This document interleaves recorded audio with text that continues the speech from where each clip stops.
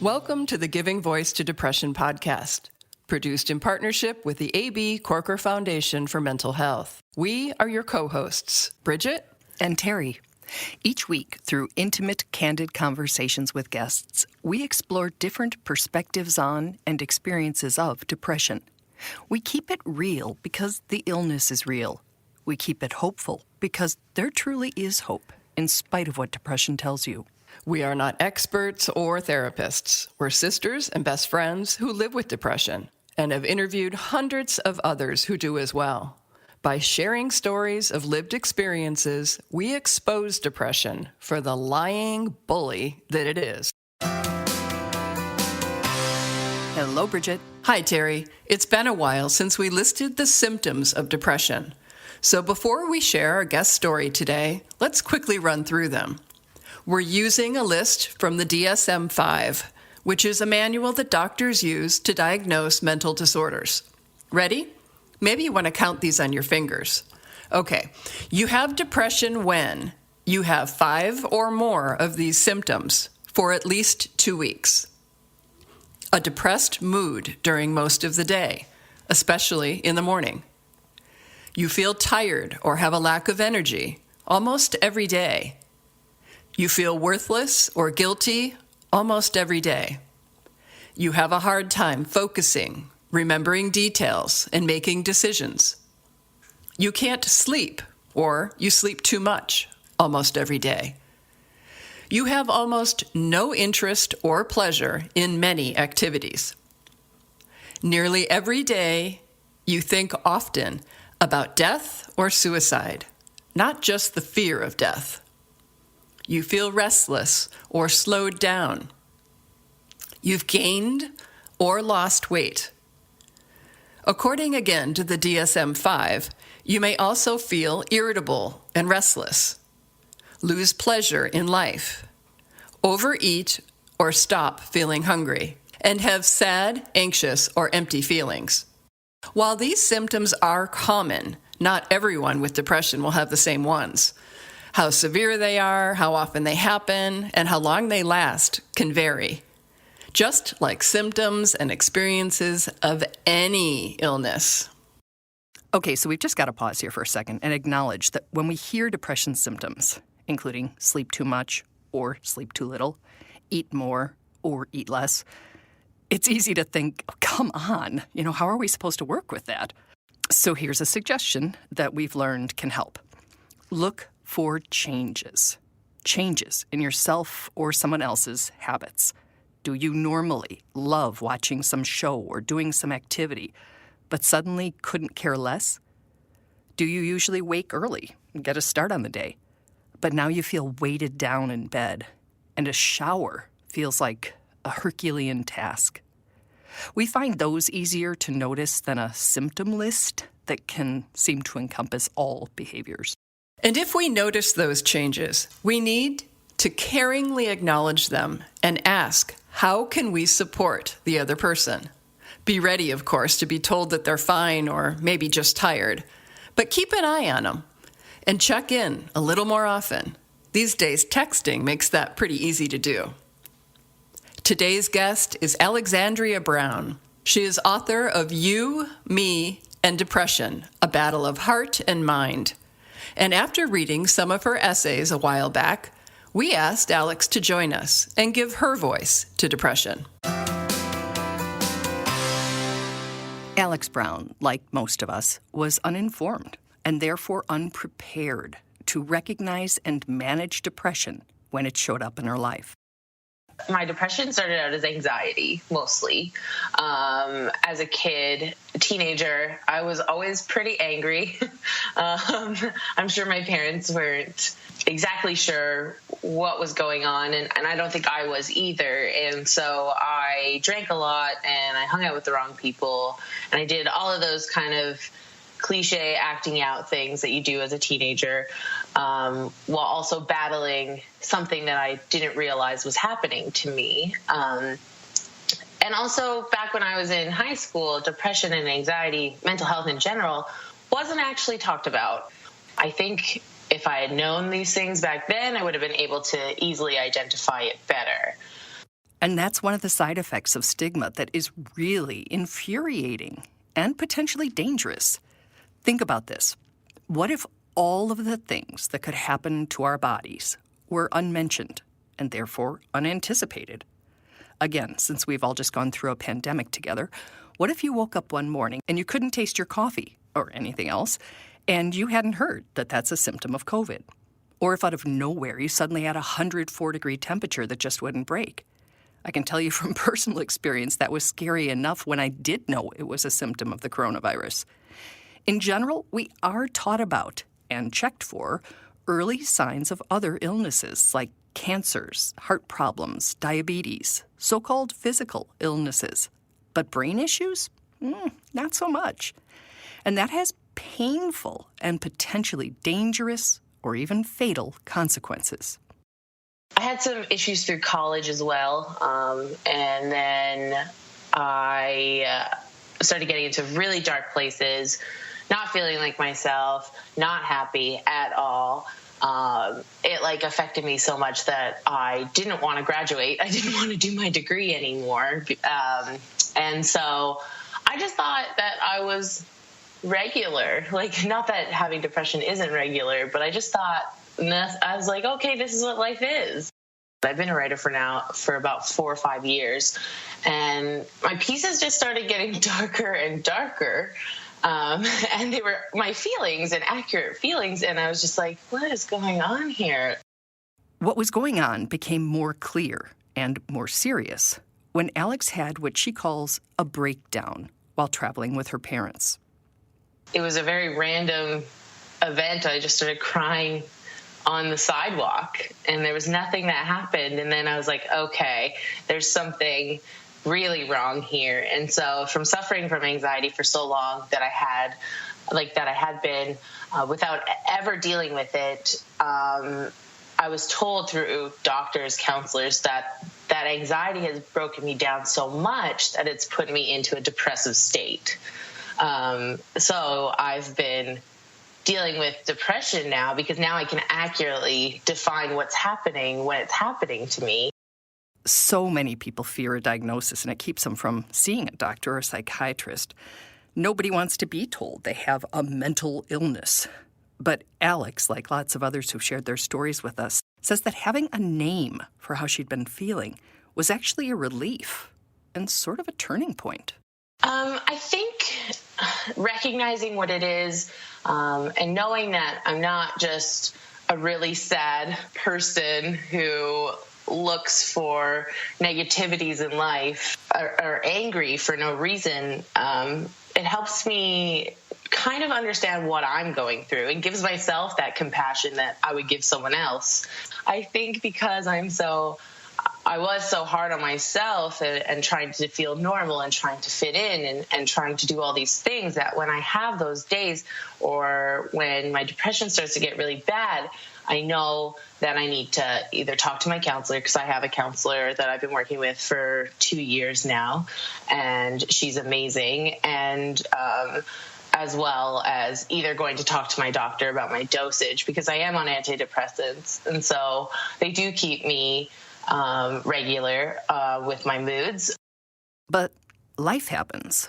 Losses of all kinds, traumas, past and present, and lots of other factors impact us physically and emotionally.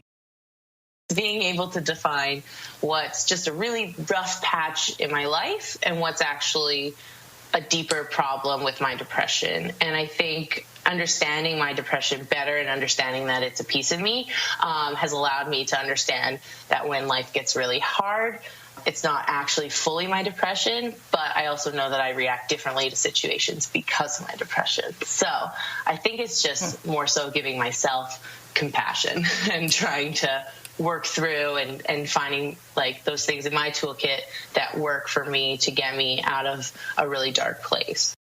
Alex says her mental health management tools include therapy, antidepressants, her parents and other supportive family members, and a close-knit group of friends, and her dog.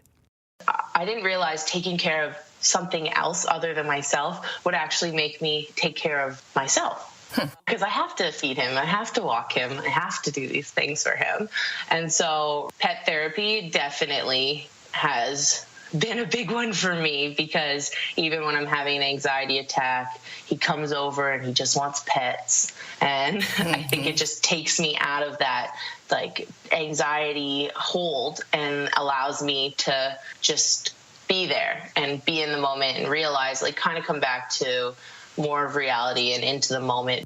Alex did not used to talk this freely about her experience, but when she realized, in her words, that she couldn't say goodbye to her depression, so she made the choice to say goodbye to hiding it. Remember, she's a writer, and we asked her to read a few passages from articles she's written that we really like and we'll link to with this episode. The person I am now can tell you that the best decision I've made is admitting that I wasn't okay. So I'm saying goodbye to the person I was before and embrace the new one I am now. The girl who has depression but is fully accepting this piece of her. It's a piece of her she is determined to not let win, and damn, does that feel good. It also feels good to know there are other people who get it, who have been in that same dark pit. Not that we'd wish that on anyone.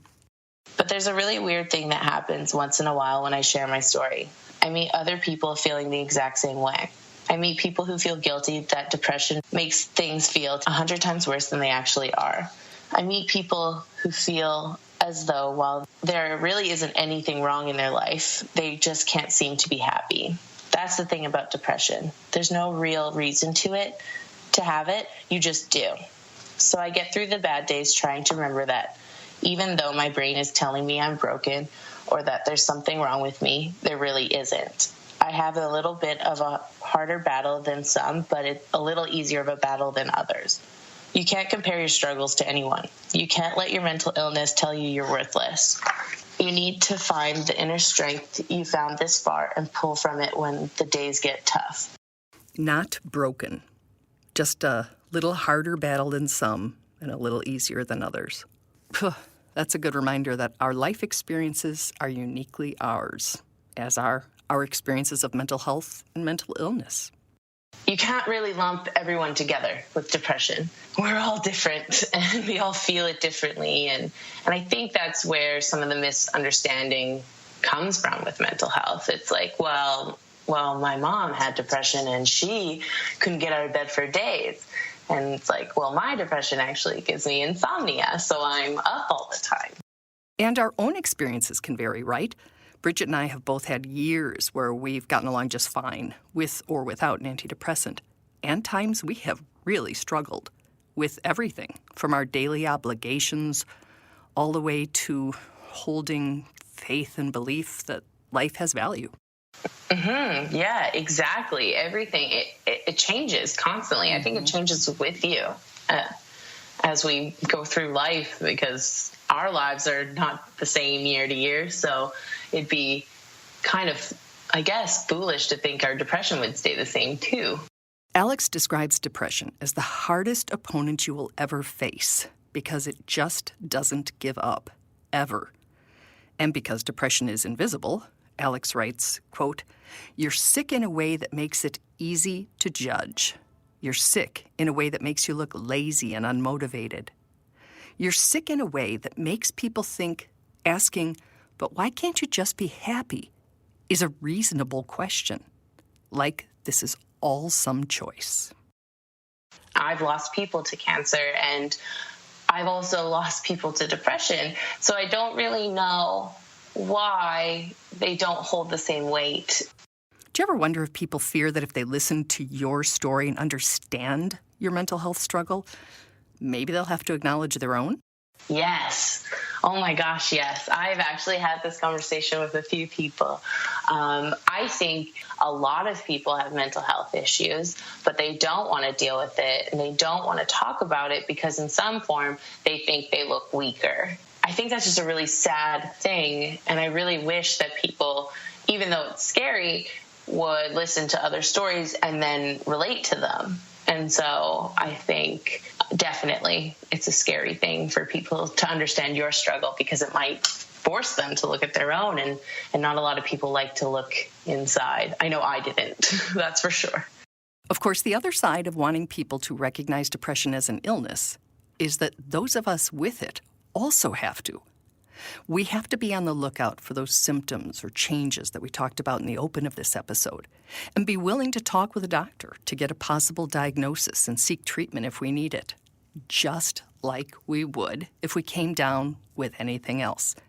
And that might include calling in sick, taking the occasional mental health day, because sick is sick, and our brains are part of our bodies, even if the rest of the world seems to think otherwise. And I think that's the thing when we have depression or anxiety, we're trying to do a big fix instead of looking at little things that can just help us get through the day. And I think focusing on those little things are so important because, I mean, just petting my dog or getting a fancier coffee than I usually do or texting my friends, those things seem so little, but they actually help me a lot. And so, I mean, when you're in a dark place, it is hard to get out of, and I definitely understand that. But I just want people to know that, like, they are loved, even if they don't feel like it, and that there is a reason to stay in this world, and nobody can replace who you are.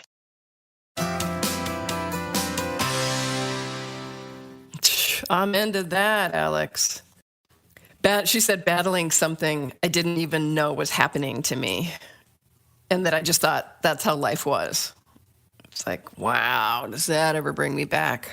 It reminds me of the phrase shadow boxing, right? It's like literally trying to fight a shadow, right? And, you know, and you think, like, how can you possibly do that? It's not actually there. But I also liked it when she said, in terms of being diagnosed, as much as people fear that, right, it can really be a freeing thing. She said, recognizing what it is and knowing I'm not just a sad person who looks for the negative in life. Exactly. Yes. And other people then don't think of you as that either, because that negative thing is definitely a place I go. And that's hard on everybody, not just the person who's being negative. Absolutely. But again, if we look at it as a symptom, you know, you don't get mad at somebody for coughing or get mad at somebody for throwing up or whatever. It's like, hey, I'm sorry, I'm depressed. And when we're in it, we can't really say that because you're just like, go away, leave me alone. You're being a jerk, you know? You're just in it. Yeah. You're just in it. But now we know that that's the voice of depression. Mm-hmm. Mm-hmm. We certainly do. Cunning little liar. Asshole. Bully.